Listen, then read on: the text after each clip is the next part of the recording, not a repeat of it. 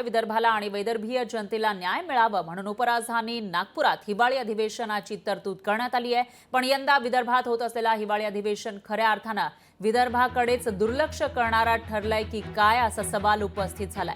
कारण अवघ्या 6 दिवसांचं अधिवेशन आज संपुष्टात येत असलं तरी अद्याप विदर्भाच्या प्रश्नांवर किंवा विदर्भातील मागासलेपणावर वेगळी चर्चा या अधिवेशनात झालेली नाहीये। तर विदर्भातील हिवाळी अधिवेशन किमान 6 आठवड्यांचा असावा असा संकेत नागपूर करारानुसार आहेत। पण फक्त 6 दिवसांचं हे हिवाळी अधिवेशन आहे। त्यातही ज्या विदर्भामध्ये हे अधिवेशन होते त्या विदर्भाच्या विकासासंबंधी काही वेगळी चर्चा झालेली दिसत नाहीये। गेल्या काही वर्षात सातत्याने हिवाळी अधिवेशन 2 ते 3 आठवड्यांचं झालं आहे। तर मात्र यंदा निवडणूक उशिरा झाल्यामुळे आणि सरकार स्थापनेला वेळ लागल्यामुळे हिवाळी अधिवेशन फक्त 6 दिवसांचा ठेवण्यात आलं। एवढंच नाही तर यंदा हिवाळी अधिवेशनामध्ये तारांकित प्रश्न आणि लक्षवेधी सूचना मांडण्याची संधीही आमदारांना मिळालेली नाहीये। त्याच्यामुळे या विदर्भात होणाऱ्या हिवाळी अधिवेशनामध्ये वैदर्भीय जनतेवरच तर अन्याय होत नाहीये ना, तिथल्या समस्या उपेक्षितच राहिल्याचं या ठिकाणी दिसून येत आहे आणि इथल्या लोकांवर हा अन्याय असल्याची भावना व्यक्त केली जाते। काल विदर्भाच्या अंतिम आठवड्या प्रस्तावावर मी स्वतः ती भूमिका मांडलेली आहे।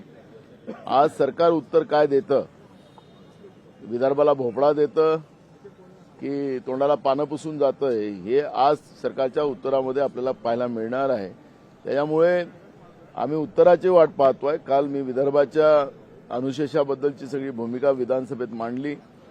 योगायोगानं दुसऱ्यांदा देवेंद्र फडणवीस राज्याचे मुख्यमंत्री झालेले आहेत आणि त्याच्यामुळे त्यांनी पण अनुशेषाचे अनेक मुद्दे विरोधी पक्षात असताना उपस्थित केलेले होते।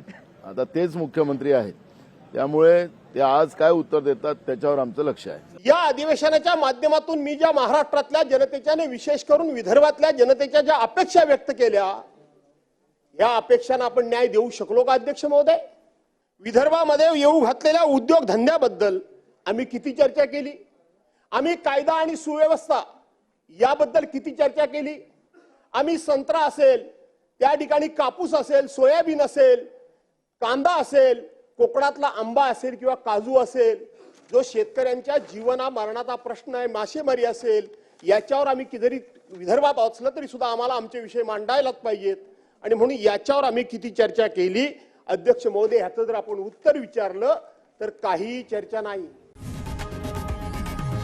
लोकशाही मराठी ऐका, पहा, जागरूक रहा।